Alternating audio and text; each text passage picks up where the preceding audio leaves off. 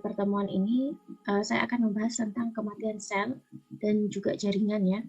Nah, jadi kalau misalkan beberapa sel itu mati, maka akan menyebabkan kematian juga pada jaringan. Jika jaringannya mati juga akan menyebabkan kematian pada organ, ya, termasuk ke pasiennya itu sendiri ya. Nah, sebelum saya membahas terkait bagaimana proses sel itu mati ya, dan juga apa saja faktor-faktor penyebab kematian sel, di sini saya akan menjelaskan bagaimana sel berusaha untuk mempertahankan homeostasis atau keseimbangan volume ya, dan juga elektrolit di dalam sel agar sel tersebut dapat beradaptasi ya terhadap cekaman yang berada di dalam ataupun yang ada di luar sel. Jadi sel sebenarnya memiliki suatu sistem ya dalam proses homeostasisnya ya. Nah, homeostatis sel ini biasanya menyangkut volume. Volume itu contohnya nutrisi ya, nutrisi yang berada di dalam sel. Nah, contohnya apa? Nutrisi itu contohnya asam amino, kemudian glukosa, ya, lemak dan gliserol itu adalah nutrisi ya yang ada di dalam sel. Ini ya nutrisi. Kemudian ada air ya sebagai pelarut dan juga ada elektrolit seperti natrium, kalium, dan kalsium. Nah, ini contohnya ya, elektrolit yang berada di dalam sel itu yang mendominasi itu adalah kalium ya. Jadi di dalam sel mayoritas kalium yang paling banyak ya. Sedangkan natrium itu jumlahnya sedikit ya, ada di dalam sel cuman komposisinya harus lebih sedikit dibandingkan dengan kalium. Nah, itu ya. Kenapa? Karena sel itu sifatnya memang lebih permeabel dengan kalium ya, dibandingkan dengan kalium. Permeabel itu cocok maksudnya ya. Kemudian interstisial ini contohnya ya, ini sel 1, ini sel 2. Cairan interstisial ini yang berada di luar sel. Itu cairan interstisial. Kemudian cairan plasma, ini adalah cairan yang berada di dalam plasma darah. Jadi mirip ya, cairan yang berada di plasma darah dan cairan yang berada di di luar sel, di interstisial, ini hampir rata-rata natriumnya yang harus lebih banyak ya.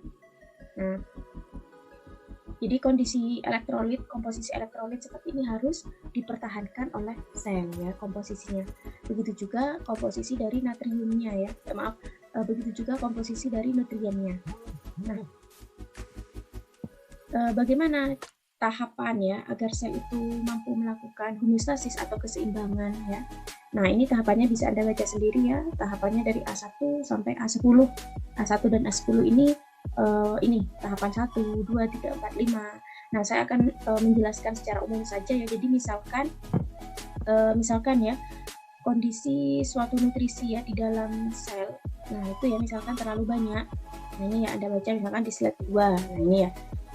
Jika keseimbangan nutrisi baik itu protein atau asam amino atau bahan organik lainnya seperti lipid, kemudian gliserol ya, itu terlalu tinggi di dalam sel. Nah, ini ya terlalu tinggi di dalam sel, maka akan menyebabkan pertukaran natrium dan kalium sebagai elektrolit yang membantu dalam proses transport nutrisi. Jadi baik itu nutrisi ini mau masuk ke dalam sel ataupun mau keluar sel, itu harus melalui transport aktif ya oleh natrium dan kalium ya.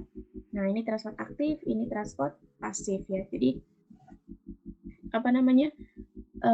tanpa kita memiliki kalium yang cukup ya, misalkan pada penderita hipokalemia ya, saya sudah ceritakan hal itu ya. Hipokalemia ini kan seorang yang memiliki gangguan karena tubuh tidak bisa menerima kalium, begitu kan ya, tidak bisa menerima kalium di dalam sel dalam jumlah yang cukup, sehingga seseorang itu mengalami kekurangan kalium dan hal itu disebut gangguan hipokalemia. Kenapa kok sel itu tidak mampu menerima kalium? Karena sudah ada beberapa kerusakan ya, mungkin bisa disebabkan karena reseptornya ya yang sudah mengalami kerusakan ya, bisa karena adanya mutasi ya, dan banyak faktor yang menyebabkan kenapa K+ ini tidak bisa terdifusi ya, atau tidak bisa tertransport ke dalam sel. Bahkan gangguan atau penyakit hipokalemia ini juga bisa menyebabkan suatu kematian ya. Lama-kelamaan orang itu akan mengalami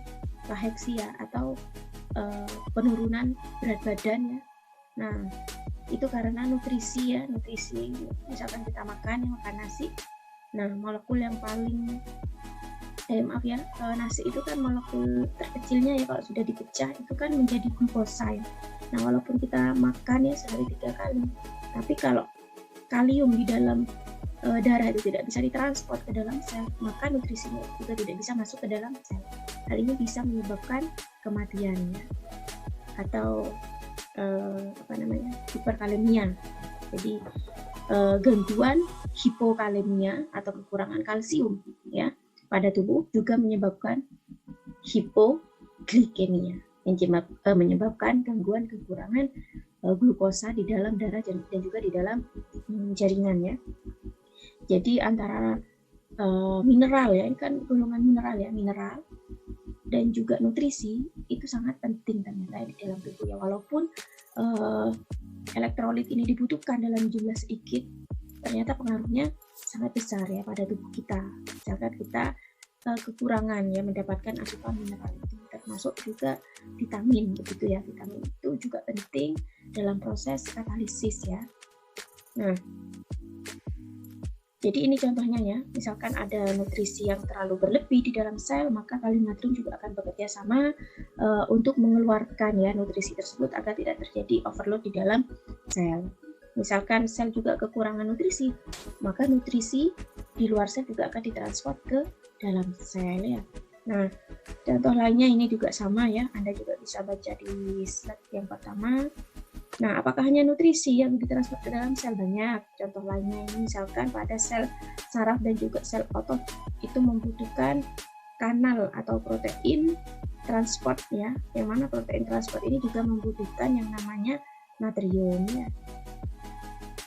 Jadi sel saraf itu kan menghasilkan rangsangan atau neurotransmitter ya. Nah, kita dapat bergerak, kita dapat berbicara, kita dapat mendengarkan. Nah, itu karena adanya peran sel saraf. Sel saraf menghasilkan neurotransmitter, ya, mensekresikan neurotransmitter atau rangsangan, sehingga rangsangan itu akan ditransport ya ke dalam sel efektornya. Nah, misalkan kita mau berbicara, itu kan karena adanya memori yang sudah ada di dalam sel saraf. Kita mau menggerakkan mulut kita ya, maka sel-sel otot yang berada di mulut kita itu harus diperintah oleh sel saraf. Nah, perintah itu diperantarai oleh yang namanya rangsangan ya atau neurotransmitter. Nah, neurotransmitter untuk masuk ke dalam sel ini membutuhkan natrium. Sehingga kalau sudah ada natrium, neurotransmitter itu bekerja di dalam sel, sel ini dapat menggerakkan jaringan dan juga organ lainnya sesuai dengan perintah sel saraf. Seperti itu ya. Itu salah satu contoh bagaimana sel menjaga kondisinya agar dalam kondisi yang homeostasis ya.